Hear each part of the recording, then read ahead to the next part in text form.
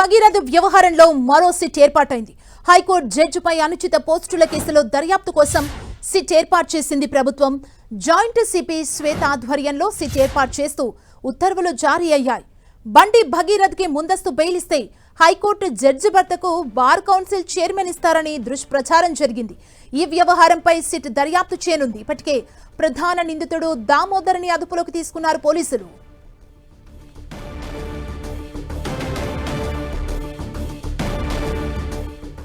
ఇదే అంశానికి సంబంధించి మరిన్ని డీటెయిల్స్ మా ప్రతినిధి కిరణ్ అందిస్తారు.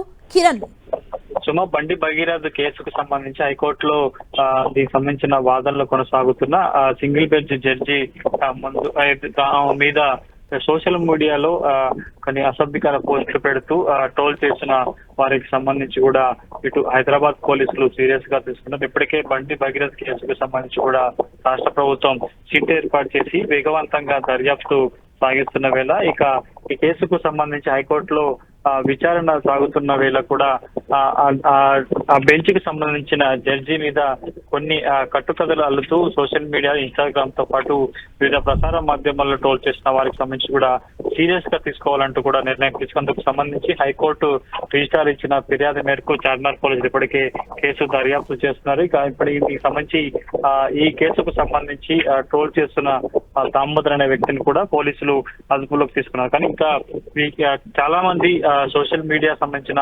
వారు ఉన్నారంటగా ఇప్పటికే హైదరాబాద్ సైబర్ క్రైమ్ పోలీసులు గుర్తించారు. ఇక ఆ కేసుకు సంబంధించి కూడా కొన్ని వందలకు సంబంధించిన ఇన్స్టాగ్రామ్, ఫేస్బుక్ తో పాటు వివిధ ప్రసార మాధ్యమాలు, ముఖ్యంగా సోషల్ మీడియాకు సంబంధించిన ప్లాట్ఫామ్ ఉన్న నేపథ్యంలో చార్మినార్ పిఎస్ నుంచి కూడా ఈ కేసును సిట్టుకు బదిలించినట్టుగా చెప్పాల్సి ఉంటుంది. హైదరాబాద్ జాయింట్ సిపి శ్వేత ఆధ్వర్యంలో కూడా ఈ కేసుకు సంబంధించి కూడా త్వరితగతిన మిగతా వారికి సంబంధించి నోటీసులు జారీ చేసి ఎవరైతే ట్రోల్స్ చేశారో వారికి సంబంధించి గుర్తించి వారిని కఠినంగా శిక్షించేందుకు తాజాగా ఈ నిర్ణయం తీసుకున్నట్టుగా చెప్పాల్సి. ఎందుకంటే కొద్ది రోజుల క్రితం హైకోర్టులో సింగిల్ బెంచ్ ఎదుట వాదన కొనసాగుతున్న వేళ నేరుగా న్యాయమూర్తి తన కుటుంబం మీద కూడా కొంతమంది సోషల్ మీడియా, వాట్సాప్ వేదికగా ట్రోల్ చేస్తున్నట్టు కూడా అసహనం వ్యక్తం చేసిన పరిస్థితి. వెంటనే స్పందించి వాదన జరుగుతున్న ఇరుపక్షాలకు సంబంధించిన న్యాయవాదులు కూడా ఖండించారు. వెంటనే రిజిస్ట్రార్ కూడా స్థానిక చార్మినార్ పిఎస్ లో కంప్లైంట్ చేసిన పరిస్థితి. ప్రస్తుతానికి అయితే ఈ కేసుకు సంబంధించి